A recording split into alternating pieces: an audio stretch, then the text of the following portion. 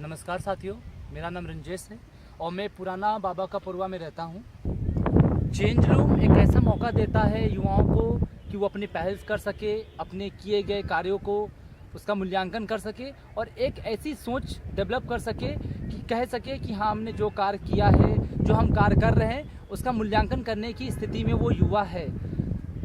मैंने जो आइडिया लिखा था कि पलायन कर आसाम से आए झुग्गी झोपड़ी में रहने वाले हमारे जो रैग पिकर्स भाई हैं, जो कूड़ा बीनने वाले हैं, उनके सम्मान, पहचान एवं उनके स्वास्थ्य पे काम करना था।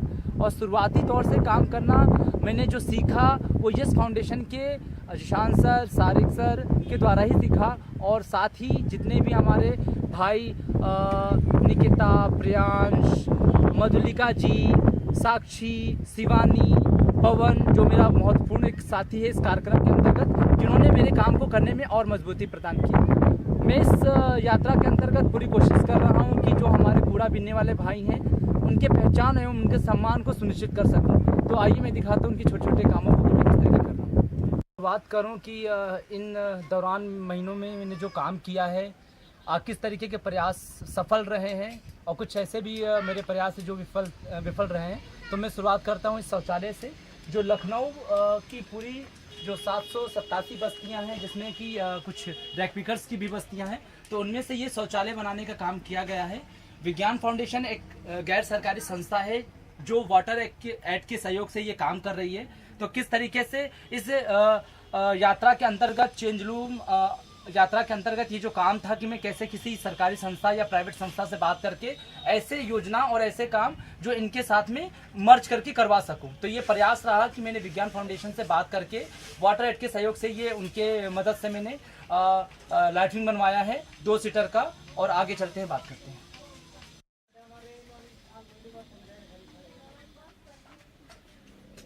नमस्कार, मेरा नाम खलील है, आसाम का रहने वाला है। मतलब जो है शुरुआत इस समय हम इस बस्ती का ठेकेदार हैं। जो रंजीश भैया से मुलाकात हुई, पहले इस बस्ती का हालत बहुत ख़राब थे। जब से भैया से मुलाकात हुई है तो यहाँ पानी का भी सुविधा हुआ है, लेटरिन का भी हुआ है। और बच्चे मतलब जो है खाना खाते थे, मतलब जो है साफ़ सफाई नहीं रहते थे, नाखून भी काटना नहीं जानते थे। जब से भैया से मुलाकात हुई है सब सुविधा हुआ है, बल्कि पानी का इंतज़ाम भी हुआ है। और पढ़ने लिखने का भी मतलब बहुत उन्होंने मदद किया है और कर भी रहा है इस समय।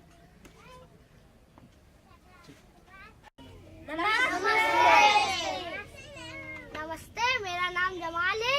हम बीकापुर बस्ती में रहते हैं और रंजेश सर और पवन सर यहाँ पे तकरीबन हमें 5-6 महीनों से पढ़ा रहे हैं। और हम यहाँ पे कूड़ा भी बीनते हैं और पढ़ते भी हैं और खेलते भी हैं। और क्या ये सही है? हाँ। नमस्ते, मेरा नाम कुद्दूस है और हम और पवन भैया ने और रंजेश भैया ने एक ग्रुप बनाया है। इस ग्रुप का नाम है युवा दस्तक समूह। उस ग्रुप में हम लोग 15 आदमी हैं। जब ठंडी आती थी हम लोग के यहाँ ना कोई आते थे ना हम लोग किसी के यहाँ जाते थे। फिर सभासद भैया के वहाँ गए थे और जब से हम लोग नहीं जाते थे, लेकिन जब से रंजेश भैया पवन भैया ने आया तो सभासद की वहाँ बात की है। वहाँ पे फिर हम लोग को लकड़ी उन्होंने दिया है, तब से हम लोग वहाँ पे जाने लगे हैं। और फिर यहाँ पे हम लोग लैट्रिन बना रहे हैं, उस पर हम लोग मदद करते हैं। स्कूल पे हम लोग मदद करते हैं। पानी के लिए टंकी हम लोग बनाया है, उसके लिए भी हम लोग मदद करते हैं। धन्यवाद।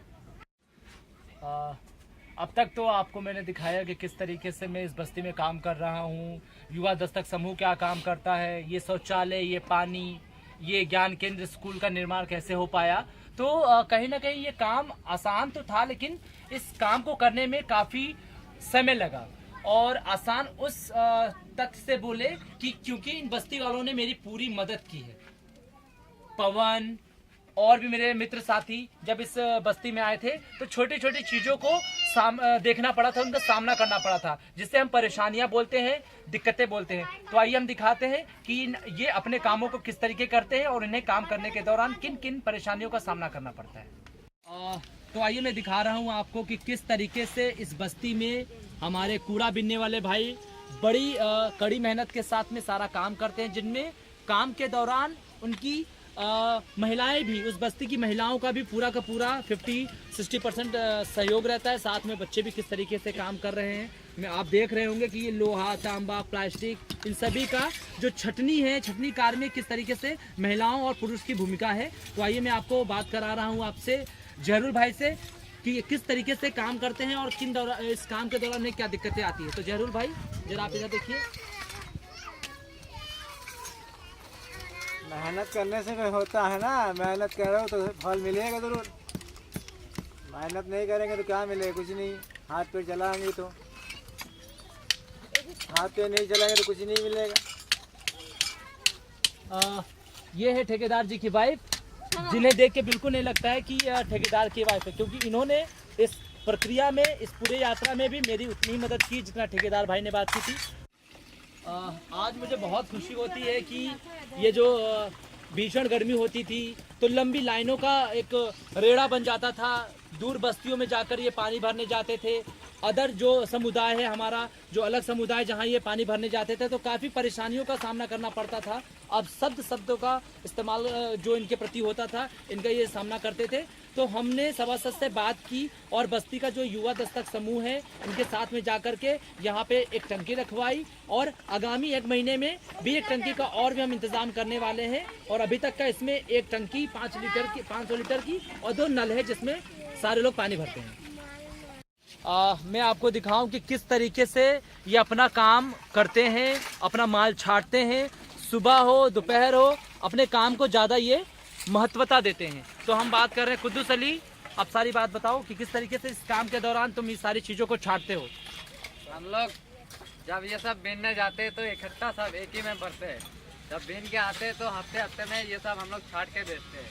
ये है लोहा, ये अलग जाते हैं, ये प्लास्टिक एल्युमिनियम है, ये अलग जाते हैं, तो बोतलें अलग जाते हैं। ये सब चीज़ें हम लोग एक ही में भरते हैं और घर पे आके सब चीज़ें छाटते हैं। हमारी पहचान हमारा अधिकार, हमारा पहचान हमारी अधिकार, हमारी पहचान हमारा अधिकार, हमारा पहचान हमारा अधिकार,